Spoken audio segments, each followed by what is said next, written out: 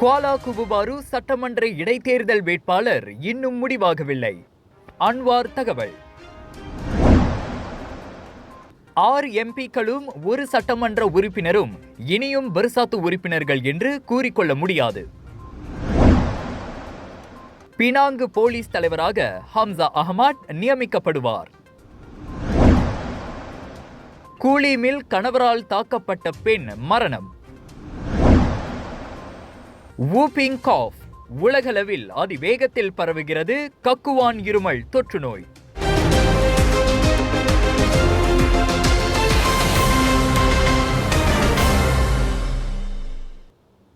வணக்கம். எதிர்வரும் மே மாதம் 11ஆம் தேதி நடைபெறவிருக்கும் ஸ்லாங்கூர் குவாலா குபுபாரு சட்டமன்ற தொகுதிக்கான இடைத்தேர்தலில் போட்டியிடவிருக்கும் பக்கத்தான் ஹரப்பான் கூட்டணியின் வேட்பாளர் குறித்து இன்னும் முடிவு செய்யப்படவில்லை. இந்த விவகாரம் குறித்து பக்கத்தான் ஹரப்பான் இன்னும் எந்த ஒரு கலந்துரையாடலையும் நடத்தவில்லை என பிரதமரும் பக்கத்தான் ஹரப்பான் தலைவருமான டத்துஸ்ரீ அன்வார் இப்ராஹிம் தெரிவித்திருக்கிறார். இந்த விவகாரம் குறித்து இன்னும் தாம் எவரிடமும் விவாதிக்கவில்லை என அவர் இன்று செய்தியாளர்களிடம் தெரிவித்தார். குவாலா குபுபாரு தொகுதியை தற்காத்துக் கொள்வதற்கு டிஏபி வேட்பாளர் நிறுத்தப்படுவார் என இதற்கு முன் ஸ்லாங்கூர் பக்கத்தான் ஹரப்பான் தலைவர் அமீருடின் ஷாரி தெரிவித்திருந்தார்.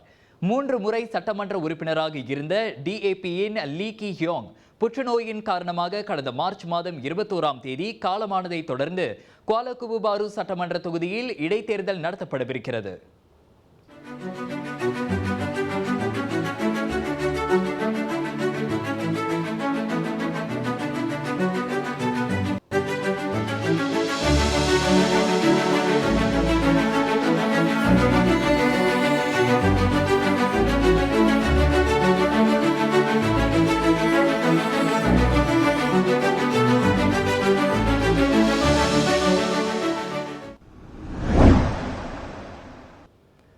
ஒற்றுமை அரசாங்கத்திற்கு ஆதரவு வழங்குவதாக வாக்குறுதி அளித்துள்ள தேர்ந்தெடுக்கப்பட்ட 7 மக்கள் பிரதிநிதிகள் இன்னும் பர்சாத்துவின் உறுப்பினர்கள் அல்ல என அக்கட்சியின் தகவல் பிரிவு தலைவர் ரசாலி இட்ரிஸ் தெரிவித்திருக்கிறார். அவர்களுக்கான அதிகாரப்பூர்வ கடிதம் கிடைக்கும் வரை காத்திருக்காமல் அந்த 6 நாடாளுமன்ற உறுப்பினர்களும் ஒரு சட்டமன்ற உறுப்பினரும் தங்களது நாடாளுமன்ற மற்றும் சட்டமன்ற உறுப்பினர் பதவிகளிலிருந்து விலக வேண்டும். பர்சாத்துவின் சட்ட திருத்தத்திற்கு சங்கங்களின் பதிவதிகாரி அங்கீகரித்ததை தொடர்ந்து அந்த 7 உறுப்பினர் நிலை ரத்து செய்யப்பட்டு விட்டதாக ரசாலி இட்ரிஸ் தெரிவித்தார். சங்கங்களின் பதிவதிகாரி அங்கீகரித்த கட்சியின் சட்ட திருத்தங்களின் நோட்டீஸுடன் அதனை தெரிவிக்கும் கடிதத்தையும் கட்சி அவர்களுக்கு அனுப்பி வைக்கும் என அவர் கூறினார். எனவே அந்த 7 பர்சாத்துவிடமிருந்து கடிதம் கிடைக்கும் வரை காத்திருக்க வேண்டியதில்லை. உண்மையிலேயே பண்புள்ள மனிதர்களாக இருந்தால் அவர்கள் விலகி தங்களது தொகுதிகளை காலி செய்ய வேண்டும் என ரசாலி இட்ரிஸ் கேட்டுக்கொண்டார். கட்சியின் நிலைக்கு எதிரான போக்கை தேர்ந்தெடுக்கப்பட்ட பிரதிநிதிகள் கொண்டிருந்தால் அவர்களின் உறுப்பினர் தகுதியை கட்சி நீக்குவதற்கு அனுமதிக்கும் பர்சாத்து சட்டத்தின் திருத்தங்களை சங்கங்களின் பதிவகம் ஏப்ரல் 2ஆம் தேதி அங்கீகரித்துள்ளதாக ரசாலி இட்ரிஸ் தெரிவித்தார். ராஜயோகாவின் தனித்துவம் நிறைந்த ஓமம் தண்ணீர் சுப காரியங்களுக்கு உபயோகிக்க ராஜயோகாவின் பன்னீர், ராஜயோகாவின் சுத்தமான தேங்காய் எண்ணெய் மற்றும் ராஜயோகாவின் தரமான எள்ளிலிருந்து எடுக்கப்பட்ட சுத்தமான நல்லெண்ணெய் இவை அனைத்தும் உங்கள் ராஜயோகாவில். இது ஒரு சிம்லா மார்க்கெட்டிங் வெளியீடு.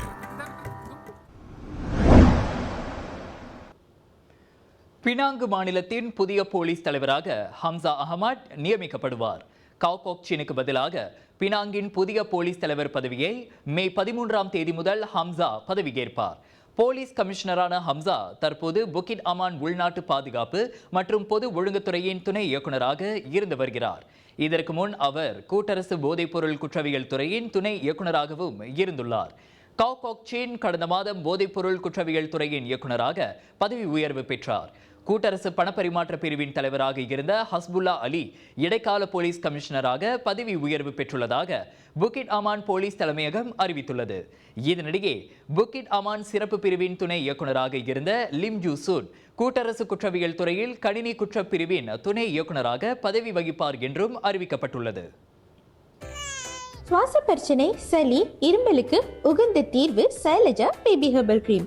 துளசி, கரிஞ்சீரகம், கிராம்பு போன்ற மூலிகைகளால் கொண்டு தயாரிக்கப்பட்டுள்ள சைலஜா பேபி ஹெர்பல் கிரீம் உங்கள் குழந்தைக்கு சிறந்த தேர்வு.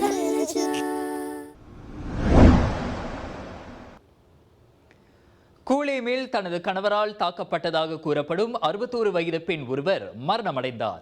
அந்த பெண் குளியல் அறையில் விழுந்து விட்டதாக இரவு 9 மணி அளவில் கூலே மருத்துவமனைக்கு கொண்டு வரப்பட்டதாக கூலே மாவட்ட போலீஸ் தலைவர் அசிசுல் கைரி தெரிவித்தார்.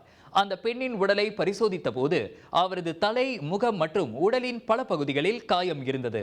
குடும்ப வன்முறை சம்பவத்தினால் அவர் தாக்கப்பட்டிருக்கலாம் என சவ பரிசோதனையின் மூலம் தெரிய வந்ததை தொடர்ந்து அவரது 57 வயது கணவர் கைது செய்யப்பட்டார் என இன்று வெளியிட்ட அறிக்கையில் அசிசுல் தெரிவித்தார். குற்றவியல் சட்டத்தின் 302வது விதியின் கீழ் இந்த விவகாரம் குறித்து விசாரணை நடத்தப்பட்டு வருகிறது. கடந்த 2019ஆம் ஆண்டு உலக நாடுகளுக்கு கொரோனாவை பரிசீலித்த சீனா தற்போது அடுத்தடுத்த தொற்று நோய்களால் பாதிக்கப்பட்டு வருகிறது. இதனிடையே தற்போது சீனாவில் வூப்பிங் காஃப் எனப்படும் கக்குவான் இருமல் அதிகளவு ஏற்பட்டுள்ளதாகவும் இதனால் 13 பேர் பலியாகி இருப்பதாக தகவல் வெளியாகியுள்ளது. சீனாவில் இந்த ஆண்டு தொடக்க முதல் பரவி வந்த கக்குவான் இருமல் மொத்தமாக 32,380 பேர் வரை பாதித்துள்ளது. இது கடந்த வருடத்துடன் ஒப்பிடுகையில் 23% அதிகம். இந்த நோய் சீனாவில் மட்டுமல்லாது பிலிப்பீன்ஸ், நெதர்லாந்து, அமெரிக்கா மற்றும் இங்கிலாந்து ஆகிய நாடுகளிலும் பரவி இருக்கிறது.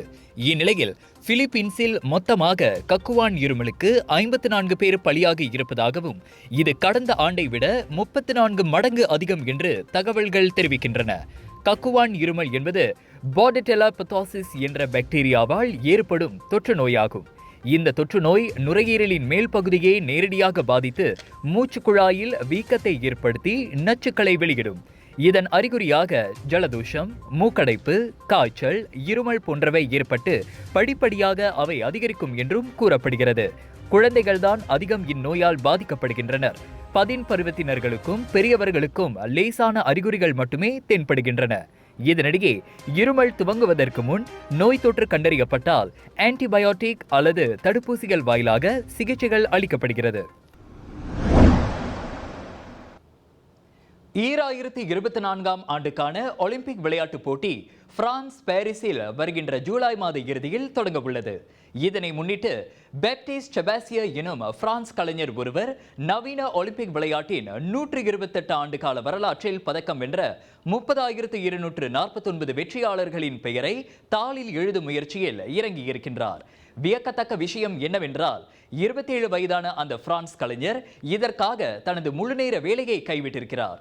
3 ஆண்டுகளுக்கு முன் இந்த முயற்சியில் ஈடுபட வேண்டும் என்ற எண்ணம் ஏற்பட்ட இவர் 1896ஆம் ஆண்டு நடத்தப்பட்ட முதல் நவீன ஒலிம்பிக் விளையாட்டுப் போட்டிகளிலிருந்து அவர் வெற்றியாளர்களின் பெயர்களை திரட்டியுள்ளார்.